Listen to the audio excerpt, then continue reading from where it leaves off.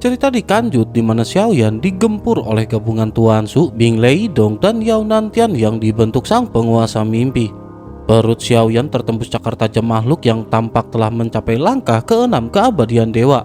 Xiaoyan pun berusaha mundur dan menghindari setiap serangan dari makhluk tersebut. Selanjutnya Xiaoyan memperbaiki luka fisiknya dengan cepat, sementara pikiran Xiaoyan bergerak secepat kilat menelusuri perubahan situasi. Dalam kesadaran Xiaoyan, jalur menuju harta karun rahasia kuno seharusnya telah tertutup oleh segel kuno. Fakta bahwa 3 anggota dari Tuan Su mampu memasuki area tersebut hanya mungkin terjadi karena penguasa mimpi ilusi secara diam-diam membuka segel. Tindakan tersebut menunjukkan niat tersembunyi sang penguasa mimpi, yaitu membiarkan kelompok Tuan Su menghabisi Xiaoyan terlebih dahulu. Barulah setelah itu ia akan merebut Goyan dengan paksa setelah Xiaoyan tumbang. Pertempuran juga pada saat ini telah mencapai tingkat bahaya tertinggi. Xiaoyan menyadari bahwa satu kesalahan kecil tidak hanya akan memusnahkan klon yang sedang bertarung, namun hal itu juga akan menyebabkan tubuh utama Xiaoyan kehilangan vitalitas dalam jumlah besar. Meski demikian, fondasi yang dimiliki Xiaoyan berada di luar pikiran pihak lawan. Selama Xiaoyan berani mengerahkan seluruh sumber daya tanpa perhitungan, secercah peluang untuk bertahan masih tersisa. Dalam hitungan nafas singkat, lengan Xiaoyan yang sebelumnya juga putus mulai beregenerasi secara tiba-tiba. Luka mengerikan pada bagian perut Xiaoyan juga menutup dengan sempurna. Kekuatan pemulihan tubuh dewa asli menunjukkan keunggulan yang menakutkan, seolah luka parah bukanlah ancaman yang serius. Kecepatan regenerasi yang luar biasa ini membuat Xiaoyan mampu bertahan meskipun Xiaoyan memahami bahwa serangan bertubi-tubi dengan kekuatan sebanding pada akhirnya akan memperlambat proses pemulihan tersebut. Sebuah cahaya hitam dingin kembali melesat menembus ruang. Serangan tersebut bukan berasal langsung dari senjata, melainkan terbentuk dari kekuatan aturan tergelap yang terkondensasi. Xiaoyan memanfaatkan jiwa void untuk bersembunyi di dalam kehampaan, namun kehampaan itu justru mengikuti pergerakan Xiaoyan tanpa henti. Hal ini menandakan bahwa Xiaoyan benar-benar terus-menerus dikunci oleh pihak lawan. Pada saat genting itu, reaksi Xiaoyan juga berlangsung secepat kilat. Tetapi meskipun begitu, takdir tetap sulit dihindari. Selanjutnya, lengan kiri Xiaoyan kembali terpotong dari bahu dan darah menyembur deras. Luka tersebut tidak hanya bersifat fisik, tetapi juga terjerat oleh kekuatan erosi gelap yang secara brutal menunda pemulihan. Xiaoyan pun mengeras tanpa ekspresi, lalu Xiaoyan memaksa darah dan ki di dalam tubuhnya bergejolak hebat. Daging dan darah Xiaoyan berjuang menyatu kembali dengan tekad yang keras. Akhirnya lengan tersebut tersambung kembali meskipun dengan kecepatan yang menurun drastis. Tuan Su yang telah bergabung pada saat ini memancarkan ejekan merendahkan Xiaoyan. Tuan Su menganggap fondasi Xiaoyan di dunia mimpi yang menyatukan realitas dan ilusi tidak lebih dari perlawanan sia-sia. Dengan dukungan langsung dari penguasa mimpi ilusi, keseimbangan pertempuran berubah drastis dan dalam pertukaran singkat, Xiaoyan terus menerima luka berat dan hampir tidak menemukan celah untuk melakukan serangan balasan. Niat membunuh yang pekat juga pada saat ini menyebar dari tubuh Tuan Su. Tombak milik Bing Leidong diayunkan dengan kekuatan penuh. Tombak itu merobek ruang dan menjelma menjadi bayangan tombak yang menutupi langit. Seluruh jalur mundur Xiaoyan tertutup rapat tanpa celah sedikit pun, dan pada saat yang bersamaan, kristal merah darah yang tertanam di dada Tuan Su memancarkan cahaya menyilaukan. Daya hisap mengerikan dilepaskan seolah ia ingin melahap segala sesuatu di sekitarnya, membuat pergerakan Xiaoyan terhenti seketika. Situasi Xiaoyan berada pada titik paling berbahaya. Pihak lawan mampu bergerak bebas di ruang angkasa dan mengunci posisi Xiaoyan dengan presisi sempurna. Xiaoyan memahami bahwa menghindar hanya akan memperpanjang penderitaan tanpa hasil. Kilatan cahaya ganas menyerupai darah muncul di mata Xiaoyan, dan pada saat yang sama, Xiaoyan menghentikan upaya menghindar sepenuhnya dan justru meledakkan kekuatan jiwa void. Kekuatan jiwa tersebut berubah menjadi api jiwa putih yang mengeras, lalu melonjak dan mengembun secara liar. Energi itu mengalir mengikuti lengan Xiaoyan yang baru saja pulih dan kembali terangkat. Dengan tekad untuk mempertaruhkan segalanya, Xiaoyan bersiap untuk penggunaan teknik terakhir. Teknik jadi pemusnah sumber jiwa kembali diaktifkan meskipun Xiaoyan menyadari bahwa penggunaan ulang teknik tersebut di tengah tekanan segel ruang, hal itu akan dapat membawa konsekuensi yang tidak akan terbayangkan. Terlebih saat menunjukkan kemampuan bertarung jiwa sebelumnya, Xiaoyan segera menyadari bahwa kemampuan tersebut telah dengan mudah ditekan oleh penguasa ilusi.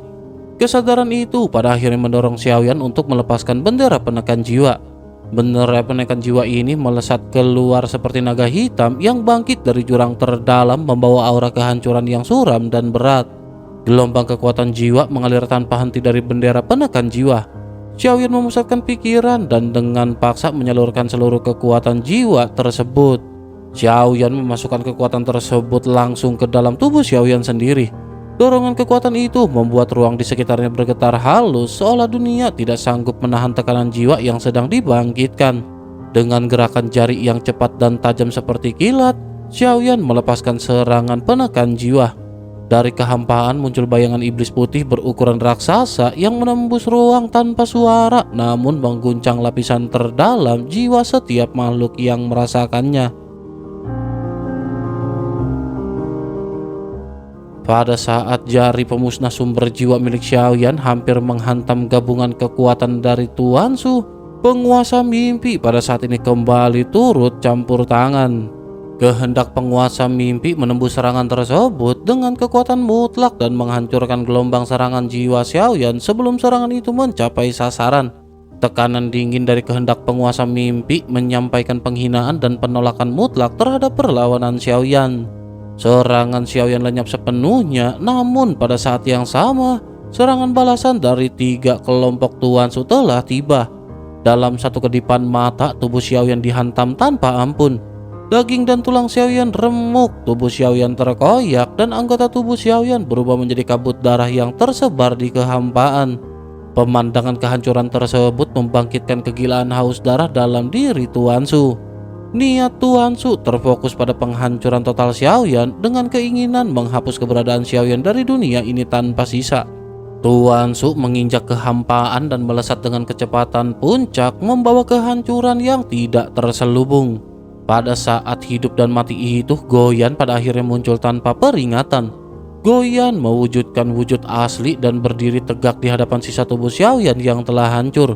Tubuh Xiaoyan tanpa kelapa dan benar-benar hampir tanpa bentuk yang utuh. Gelombang kehendak kuat terpancar dari Goyan dan bergema langsung ke dalam jiwa Xiaoyan. Kehendak tersebut menyampaikan tekad Goyan untuk mengambil keputusan yang selama ini ia hindari. Di dalam momen itu, Goyan memilih untuk berkompromi dengan musuh bebuyutan demi menghentikan kehancuran yang lebih besar. Raungan penderitaan dan perlawanan pada saat ini keluar dari Goyan. Pada saat yang sama, tubuh Tuan Su membeku di tempat, seolah-olah ada tangan raksasa tak kasat mata yang mencengkram keberadaan Tuan Su. Pedang hitam berbentuk tidak beraturan dan tombak es milik Tuan Su pada saat ini melayang di udara dalam keadaan berbahaya. Ujung senjata tersebut berhenti sangat dekat dengan mata Goyan. Cahaya dingin pada saat ini hampir menyentuh inti jiwa Goyan. Penguasa mimpi menunjukkan ketertarikan terhadap perubahan dari sikap Goyan. Kehendak dari penguasa mimpi menangkap tanda kepatuhan yang selama ini diincarnya. Bagi penguasa mimpi, momen tersebut menjadi bukti bahwa rencana panjang telah mencapai titik yang ia inginkan. Sementara itu, Tuan Su meluapkan kemarahan karena intervensi tersebut. Namun, penguasa mimpi sama sekali tidak menghiraukan reaksi dari Tuan Su. Sejak awal, penguasa mimpi membiarkan Tuan Su memasuki wilayah ini hanya sebagai bagian dari perhitungannya. Seluruh rangkaian peristiwa diarahkan untuk memaksa Goyan tunduk. Nasib Xiaoyan sejak awal hanya dianggap sebagai alat dalam permainan kekuasaan tersebut. Pada saat ketegangan mencapai puncak, ledakan dahsyat daging dan darah tiba-tiba meletus di belakang Goyan. Suara desisan keras menyambar di kehampaan, menandai munculnya perubahan baru yang tidak terduga.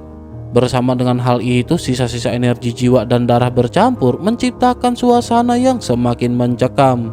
Tubuh Xiaoyan yang sebelumnya hancur kini terhubung kembali dalam waktu sekejap. Setiap bagian daging dan tulangnya menyatu dengan paksa, seolah ditarik oleh kehendak yang melampaui batas kehidupan biasa. Seluruh tubuh Xiaoyan berkilauan oleh api darah yang bergolak, panasnya menyerupai magma mendidih yang mampu membakar ruang di sekitar. Udara bergetar, tanah retak, dan tekanan mengerikan menyebar tanpa kendali. Pada saat yang sama, sebuah tangan yang diselimuti cahaya merah pekat bertumpu dengan mantap di bahu Goyan. Xiaoyan pada saat ini berkata dengan sikap tegas bahwa dirinya tidak pernah membutuhkan pengorbanan Goyan demi kelangsungan hidupnya. Xiaoyan menegaskan bahwa dendam pembantaian garis keturunan Goyan adalah luka darah yang tidak bisa ditebus dengan menundukkan kelapa. Dalam niat Xiaoyan, menyerah berarti mengkhianati kematian para leluhur. Bayangan tubuh Xiaoyan di samping Goyan perlahan menjadi padat dan tampak nyata. Aura Xiaoyan melonjak tajam membawa niat pertempuran yang membara dan belum pernah muncul sebelumnya. Tekad itu membuat medan perang terasa semakin sempit, seakan dunia dipaksa tunduk pada kehendak Xiaoyan. Goyan juga gemetar hebat saat menatap Xiaoyan yang baru saja kembali dari kehancuran. Goyan menyadari dengan jelas bahwa peluang untuk memenangkan pertempuran ini hampir tidak ada. Jika pertarungan berlanjut, kematian bukan lagi kemungkinan, melainkan sebuah kepastian. Namun di dalam ketakutan itu muncul gelombang emosi yang telah tertahan lama. Xiaoyan menyampaikan tekadnya untuk bertarung berdampingan, menyeret Goyan kembali ke medan perang. Dalam pandangan Xiaoyan, tidak ada kesulitan yang tidak bisa ditembus selama mereka masih berdiri bersama. Tatapan Xiaoyan pun menyala penuh keyakinan, mengingatkan Goyan pada perjalanan panjang yang telah mereka lalui. Selanjutnya, ketika Xiaoyan mengetahui bahwa penguasa mimpi adalah dalang dibalik kehancuran klan tahanan roh, Xiaoyan telah bersumpah dalam hatinya bahwa dirinya lebih memilih mati daripada melihat Goyan berlutut. Bahkan jika harus menghadapi 9 kematian dan 1 kehidupan, Xiaoyan tetap akan menerobos sampai akhir. Amarah yang selama ini ditekan akhirnya meledak dalam diri Goyan. Goyan menyadari bahwa pandangannya telah diselimuti kebohongan dan mimpi palsu. Niat Goyan berubah menjadi hasrat membunuh yang murni, dan 2 mata biru gelap yang berada di perut Goyan tiba-tiba memancarkan cahaya biru mengerikan. Cahaya itu seketika merobek ilusi yang membungkus kesadarannya dan menghancurkan mimpi yang dipaksakan. Raungan kemarahan Goyan pun menyulut kembali medan perang yang sempat sunyi. Pada saat yang sama, tatapan Xiaoyan menjadi setajam bilah pisau terkunci pada gabungan 3 Tuan Su yang berdiri di hadapan mereka. Penguasa mimpi memandang mereka dengan dingin dan mulai menanggapi keputusan Xiaoyan. Ia berkata bahwa itu adalah tindakan bodoh yang hanya akan mempercepat kehancuran. Dalam kehendaknya, hidup dan mokat mereka sepenuhnya berada dalam genggamannya. Penguasa mimpi pun seketika melepaskan segel yang menahan Tuan Su. Energi di sekeliling pun runtuh seperti kaca pecah, lalu tertutup kembali oleh lapisan kekuatan yang jauh lebih besar dan lebih menekan. Inilah kondisi ketika penguasa mimpi benar-benar berhadapan dengan Goyan dan melepaskan esensi ras mereka sepenuhnya. Tekanan mental dan spiritual melonjak, memicu perebutan tubuh yang semakin ganas di dalam diri Goyan. Pada saat itu, kilat menyambar di bawah kaki Xiaoyan. Tanpa ragu, Xiaoyan melangkah maju dan mengambil inisiatif pertama, dan gerakannya menembus ruang. Xiaoyan pada saat ini langsung meninggalkan jejak kehancuran. Tuan Su di sisi lain juga meraung dengan angkuh dan memandang Xiaoyan serta Goyan sebagai makhluk lemah yang tidak mampu menahan kekuatan aturan miliknya. Pedang hitam di tangan Tuan Su terangkat, dipenuhi kekuatan aturan yang mengoyak ruang di sekitar. Menanggapi tekanan itu, tubuh Xiaoyan meledak dengan api darah yang semakin liar. Xiaoyan mengangkat satu-satunya jari yang tersisa, memusatkan seluruh kekuatan penghancur yang masih bisa dikendalikan. Energi itu berputar liar, menyatu dengan niat bertarung Xiaoyan dan diarahkan lurus ke arah Tuan Su. Serangan itu seketika membawa kehendak untuk menghancurkan segalanya tanpa tersisa. Teriakan dahsyat yang dilepaskan Xiaoyan berubah menjadi gelombang kehendak yang mengguncang seluruh medan pertempuran mimpi. Getaran itu tidak berbentuk suara semata, melainkan tekanan kehancuran yang menyapu ruang di sekitarnya, memaksa lapisan realitas bergetar hebat seolah akan runtuh kapan saja. Di ujung jari Xiaoyan, kekuatan penghancur yang telah lama terkompresi mencapai titik kritis. Energi itu tiba-tiba meledak tanpa mengikuti pola teknik pertarungan jiwa yang telah digunakan sebelumnya. Cahaya merah menyala di sekeliling tubuh Xiaoyan, bergerak liar dan tak terkendali menyerupai kilatan petir yang mengamuk di tengah badai. Kekuatan tersebut lahir dari kedalaman tubuh Xiaoyan sendiri, bukan dari kendali sadar, melainkan dari naluri bertahan yang terpicu oleh amarah ekstrim. Api pemusnahan yang selama ini tersembunyi akhirnya sepenuhnya benar-benar terbangun. Amarah Xiaoyan melonjak seperti gunung berapi yang tak lagi dapat ditekan, memicu api itu meletus tanpa peringatan. Bahkan Xiaoyan sendiri tidak sepenuhnya menyadari batas kekuatan yang sedang dilepaskan. Fenomena serupa pernah terjadi sebelumnya. Setiap kali Xiaoyan terjebak dalam kondisi hidup dan mokat atau tenggelam dalam kemarahan yang melampaui rasio, api pemusnahan selalu bangkit dan menunjukkan daya rusak di luar kendali. Cahaya merah tersebut merobek kehampaan dan melesat maju dengan lintasan yang tak terduga. Setiap kali kilatan bergerak seolah memiliki kehendak sendiri, membelah ruang dengan mudah dan menghantam pedang hitam yang dipenuhi aturan tergelap milik Tuan Su. Benturan dua kekuatan purba itu menciptakan ledakan dahsyat yang mengguncang struktur ruang mimpi. Dalam sekejap, aturan gelap yang selama ini menjadi kebanggaan Tuan Su benar-benar runtuh. Kekuatan itu hancur seperti kaca rapuh yang dihantam palu, menghilang sedikit demi sedikit tanpa mampu mempertahankan bentuknya. Ketiga kelapa Tuan Su juga menunjukkan reaksi kengerian yang sama. Kesadaran kolektif dari entitas gabungan itu diliputi ketidakpercayaan saat melihat pondasi kekuatan mereka dihancurkan begitu saja. Didorong oleh naluri bertahan, Tuan Su segera mengaktifkan tubuh gabungan sepenuhnya. Tombak milik Bing Leidong bernama Suan Bing digerakkan dengan panik, menciptakan lautan arus dingin yang menusuk tulang. Bayangan tombak memenuhi langit kehampaan, membentuk lapisan pertahanan yang berusaha menahan laju cahaya merah yang membawa kehancuran mutlak. Namun ketika aturan beku bersentuhan dengan api pemusnahan, hasilnya jauh dari apa yang diharapkan. Energi beku itu meleleh seketika seperti es yang bersentuhan dengan besi membara. Suara desisan tajam memenuhi kehampaan sebelum seluruh struktur aturan itu runtuh. Serangan itu meledak menjadi pecahan es yang tak terhitung jumlahnya, tersebar dan lenyap sebelum sempat membentuk kembali.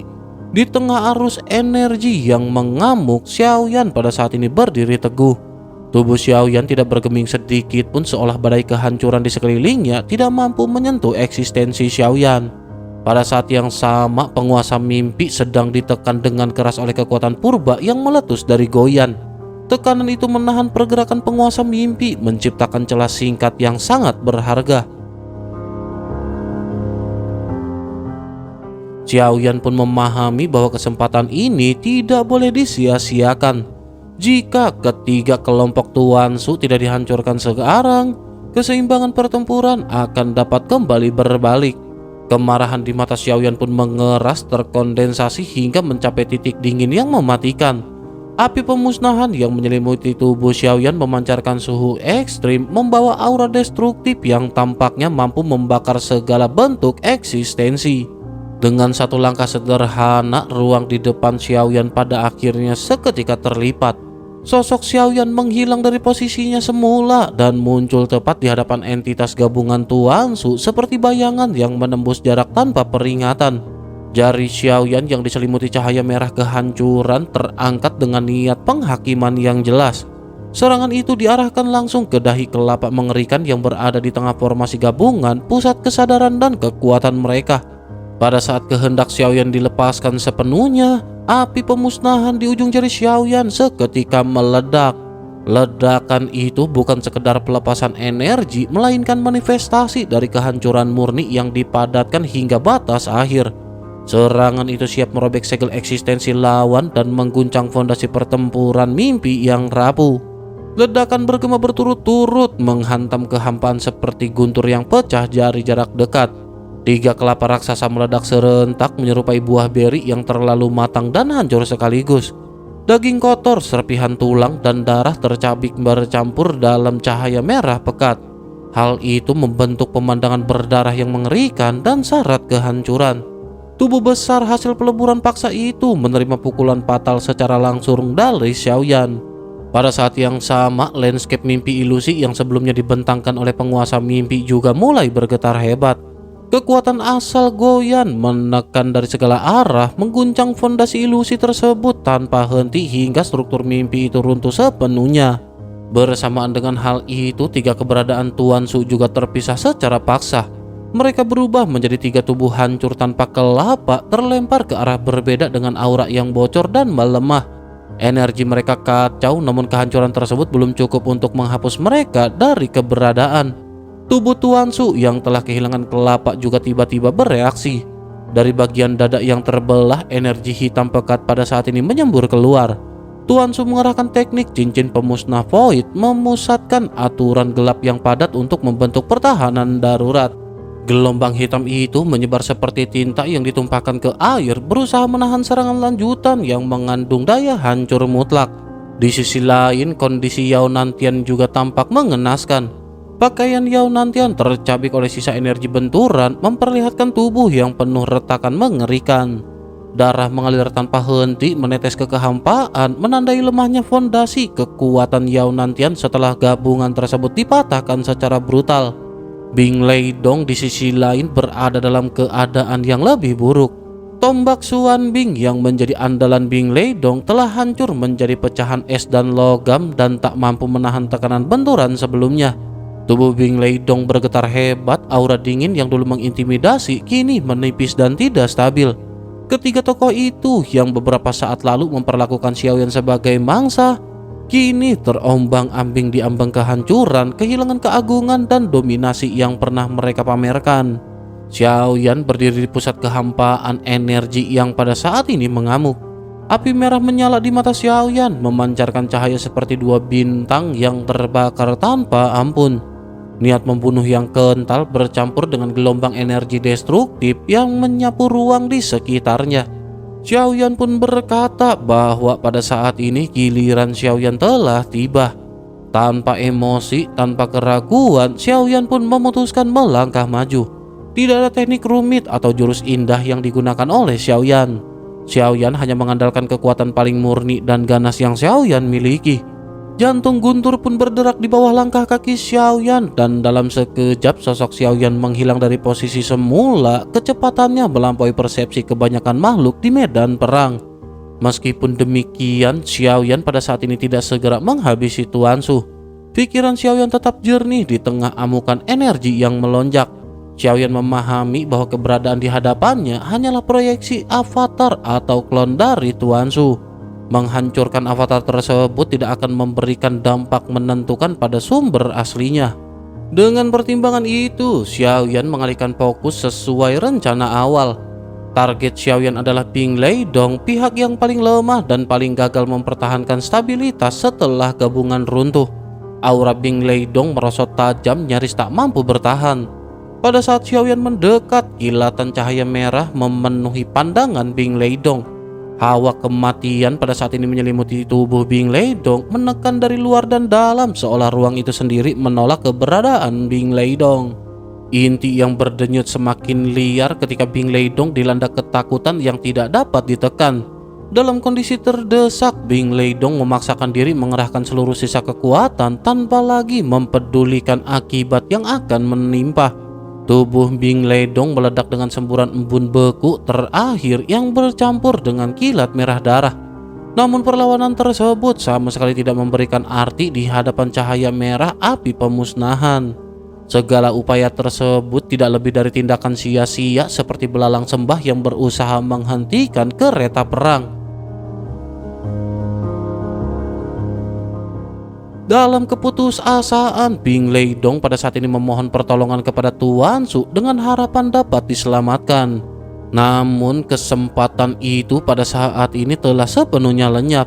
Cahaya merah yang melambangkan akhir dari segalanya menyapu tanpa ampun dan langsung menutupi kepala baru Bing Leidong yang baru saja dipadatkan dengan susah payah. Suara desisan tajam terdengar ketika tubuh Bing Leidong yang telah dipenuhi retakan mengembang seperti boneka kertas yang terbakar, kemudian meledak sepenuhnya tanpa menyisakan bentuk. Sebagai seorang ahli alam jantung kaisar yang merupakan langkah kelima keabadian dewa, Bing Leidong pada saat ini benar-benar resmi telah musnah.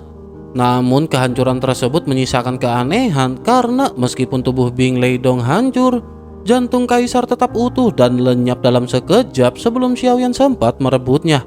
Jantung kaisar tersebut merupakan inti khusus yang hanya dimiliki oleh pakar dan ahli tingkat kelima. Inti jiwa Bing Leidong yang melarikan diri dengan tergesa-gesa masih berusaha kabur dari medan pertempuran. Namun pada saat ini bendera penekan jiwa telah bersiap. Dengan satu kibasan bendera hitam, sisa jiwa Bing Leidong pada saat ini langsung terserap tanpa adanya perlawanan. Bersamaan dengan kehancuran Bing Leidong, kejadian tersebut memicu reaksi di tempat yang sangat jauh. Di sebuah dunia beku yang tandus di tengah badai salju yang tidak pernah mencair selama ribuan tahun, sebuah patung es yang telah tertidur dalam waktu yang tak terhitung tiba-tiba membuka matanya. Tatapan sosok yang ternyata adalah Bing Leidong pada saat ini dipenuhi dengan teror yang mendalam serta kebencian yang hampir meluap. Ternyata yang baru saja dihancurkan oleh Xiaoyan adalah klon milik Bing Leidong. Bing Leidong menyadari bahwa klon kuat yang dikirimnya telah benar-benar terbunuh oleh Xiaoyan. Tetapi meskipun begitu, kemarahan dari Bing Leidong pada saat ini diarahkan kepada Tuan Su yang dianggap sebagai penyebab utama. Meskipun wujud asli dari Bing Leidong tidak sepenuhnya binasa, aura yang terpancar dari tubuh Bing Leidong pada saat ini hanya berada pada tingkat keabadian kaisar. Kehilangan klon tersebut menjadi harga yang sangat mahal, hampir setara dengan memulai kembali seluruh perjalanan kultivasi dari awal. Akibat dari kehancuran ini, Bing Leidong tidak lagi memiliki niat dan keinginan untuk memprovokasi Tuan Su ataupun Xiaoyan. Sementara itu di medan pertempuran utama, Xiaoyan kembali bergerak tanpa ragu. Sasaran Xiaoyan kini terkunci pada Yao Nantian yang telah menderita luka parah. Yao Nantian dikenal licik dan penuh perhitungan, menyaksikan kehancuran Bing Leidong dalam sekejap dan rasa takut segera memenuhi hati Yao Nantian. Tanpa berpikir panjang, Yao Nantian pun membakar esensi dirinya sendiri demi mengeluarkan artefak penyelamat nyawa yang paling berharga. Tubuh Yao Nantian berubah menjadi seberkas cahaya yang melesat dengan putus asa menuju sisa tubuh Tuan Su. Dalam kondisi genting tersebut, Yao Nantian memohon perlindungan dari Tuan Su. Ia berharap bahwa pada saat ini ia dapat lolos dari ancaman Xiaoyan. Sisa tubuh Tuan Su pada saat ini merespon dengan ekspresi muram sebelum akhirnya mengangkat tangan. Cincin pemusnah void memancarkan cahaya hitam pekat yang menyilaukan mengembang dengan cepat di udara. Energi tersebut membentuk penghalang defensif yang berusaha melindungi Yao Nantian sekaligus bersiap menghadapi serangan langsung dari Xiaoyan. Sementara itu di sisi lain, Xiaoyan pada saat ini terus-menerus mendekat tanpa menunjukkan tanda-tanda keraguan.